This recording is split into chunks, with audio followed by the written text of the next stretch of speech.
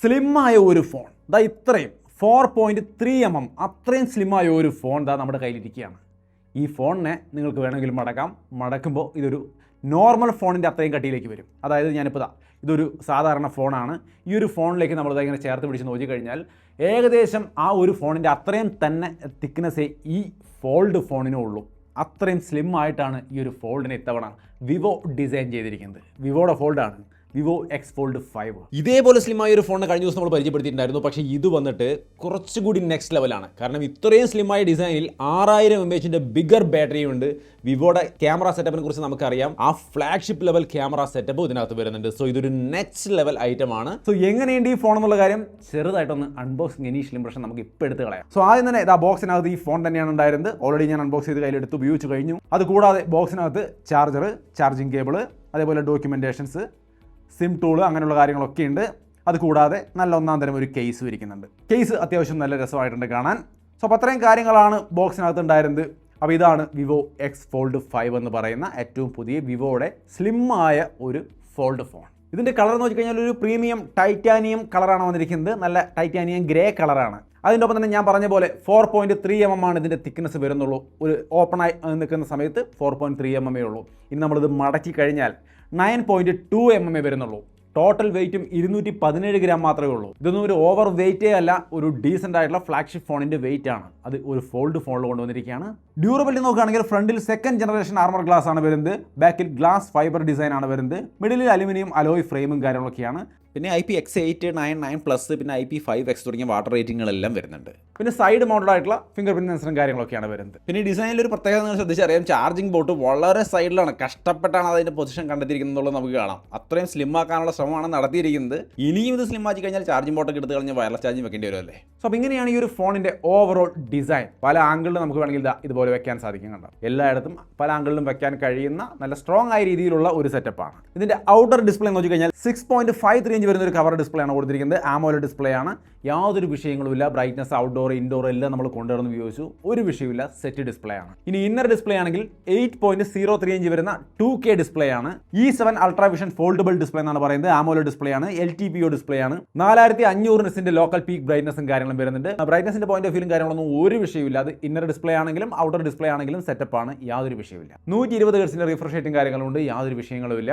Dolby vision സപ്പോർട്ടും കാര്യങ്ങളൊക്കെ വരുന്നുണ്ട്. സോ നല്ല ക്വാളിറ്റിയിലെ കണ്ടന്റുകളൊക്കെ നമുക്ക് ഇതിനകത്ത് കാണാനും ആസ്വദിക്കാനും സാധിക്കും. സോ നല്ലൊരു ഡിസ്പ്ലേ സെറ്റപ്പ്, അതും ബസിൽസ് ഒക്കെ വളരെ കുറഞ്ഞ രീതിയിൽ കൊടുത്തുകൊണ്ട് തന്നെ ചെയ്തിരിക്കുന്നു എന്നുള്ളത് നല്ല ഘടകമാണ്. ഒപ്പം തന്നെ ഫോൾഡബിളിൽ തന്നെ ഏറ്റവും കൂടിയ ബാറ്ററി ലൈഫ് തരുന്ന ഒരു ബാറ്ററി സെറ്റപ്പാണ്. 6000 mAh ബാറ്ററിയാണ് ഈ ഒരു ഫോണിൽ കൊടുത്തിരിക്കുന്നത്. ഇത്രയും സ്ലിമ്മായ ഒരു ഡിസൈൻ കൊടുത്തിട്ട് അതിൽ 6000 mAh ബാറ്ററി ഉൾപ്പെടുത്തിയിട്ടുണ്ട്. നൈസാണ്. 80 വാട്ടിൻ്റെ ഫാസ്റ്റ് ചാർജിങ് സപ്പോർട്ട് ചെയ്യുന്നുണ്ട്. അതുപോലെ 40 വാട്ടിൻ്റെ വയർലെസ് ചാർജിങ് സപ്പോർട്ട് ചെയ്യുന്നുണ്ട്. അത് 40 വാട്ടിൻ്റെ ഉണ്ട് കേട്ടോ. സോ ബാറ്ററി ആൻഡ് ചാർജിങ് മേഖലയിൽ യാതൊരു ടെൻഷനും വേണ്ട, സെറ്റാണ്. Biggest battery ever in A foldable എന്നുള്ളതാണ് അവർ ഇതിനെക്കുറിച്ച് പറയുന്നത്. സത്യമാണ് താനും. അത്രയും വലിയൊരു ബാറ്ററി വെച്ചുകൊണ്ടുള്ള ഫോൾഡൊന്നും കാണാനില്ല. സോ നല്ലൊരു ബാറ്ററി ആൻഡ് ചാർജിങ് സെറ്റപ്പ് ഈ ഫോണിൽ കൊടുത്തിട്ടുണ്ട്. അതിൻ്റെ ഒപ്പം തന്നെ പ്രൊസസ്സർ സ്നാപ്ഡ്രാഗൺ 8 Gen 3 ആണ്.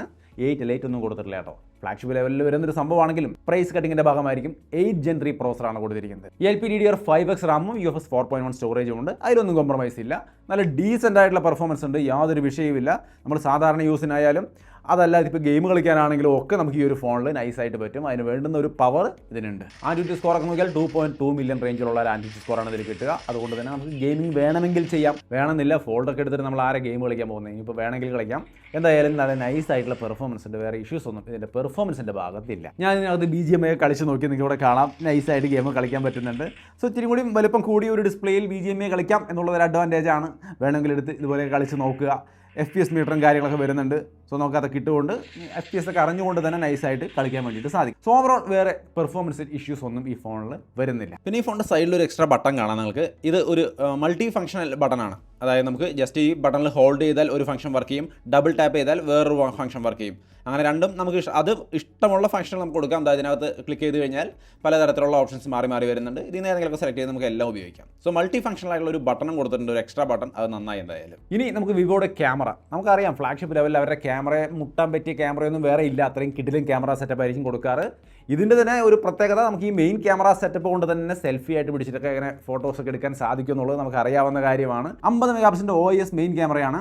50 മെഗാ പിക്സലിൻ്റെ OIS ടെലിഫോട്ടോ ക്യാമറയും വരുന്നുണ്ട്. 3x ഒപ്റ്റിക്കൽ സൂം അടക്കം 50 മെഗാ പിക്സൽ തന്നെയാണ് വൈഡ് ആംഗിൾ ക്യാമറ വരുന്നത്. 20 മെഗാ പിക്സലിൻ്റെ സെൽഫി ക്യാമറയും വരുന്നുണ്ട്. സെൽഫി ക്യാമറ നോക്കണ്ട, മെയിൻ ക്യാമറ കൊണ്ട് തന്നെ സെൽഫി ആയിട്ട് എടുക്കാമല്ലോ, പിന്നെ അതിനൊരു വിഷയമേ അല്ല. സാമ്പിളുകൾ കണ്ടു നോക്കിക്കോളൂ. മെയിൻ ക്യാമറ ഇമേജുകളൊക്കെ നല്ല അടിപൊളിയായിട്ട് വന്നിട്ടുണ്ട്, ഒരു വിഷയമില്ല. നല്ല ക്വാളിറ്റിയിലാണ് ഫോട്ടോസും കാര്യങ്ങളൊക്കെ നമുക്ക് കിട്ടിയിട്ടുള്ളത്. ഞാനിതിൻ്റെ മെയിൻ ക്യാമറ കൊണ്ടുള്ള ഫോട്ടോസും സെൽഫി പോലെ പിടിച്ച് ഞാൻ തന്നെയാണ് എടുത്തിരിക്കുന്നത്. ആ സാമ്പിളാണ് ഇവിടെ കാണുന്നത്. ഇത് മെയിൻ ക്യാമറ ഇമേജിൻ്റെ സാമ്പിളുകളാണ്. എല്ലാം തന്നെ സെറ്റാണ്. വൈഡ് ആംഗിൾ ക്യാമറ കൊണ്ട് അടക്കം നമുക്ക് സെൽഫി ഫോട്ടോസൊക്കെ എടുക്കാൻ സാധിക്കുന്നുണ്ട്. സോ എല്ലാം നൈസ് ആയിട്ടുള്ള ഫോട്ടോസും കാര്യങ്ങളുമാണ് കിട്ടിയത്. വീഡിയോ ഷൂട്ടിംഗ് ആണെങ്കിലും 4K 60 FPS മെയിൻ ക്യാമറ കൊണ്ട് നമുക്ക് നൈസായിട്ട് വീഡിയോ ഷൂട്ട് ചെയ്യാൻ പറ്റും. അതാണ് ഈ കാണുന്നത്. ഞാൻ സെൽഫി പോലെ പിടിച്ച് ഷൂട്ട് ചെയ്ത വീഡിയോസാണ്. അടിപൊളിയായിട്ട് നമുക്ക് ഷൂട്ട് ചെയ്യാൻ സാധിക്കുന്നുണ്ട്. ഈവൻ വൈഡ് ആംഗിൾ ക്യാമറ ഇട്ടുകൊണ്ട് വേണമെങ്കിലും നമുക്ക് ഈ പറഞ്ഞ ഇതേ സെറ്റപ്പിൽ ഷൂട്ട് ചെയ്തെടുക്കാൻ പറ്റും.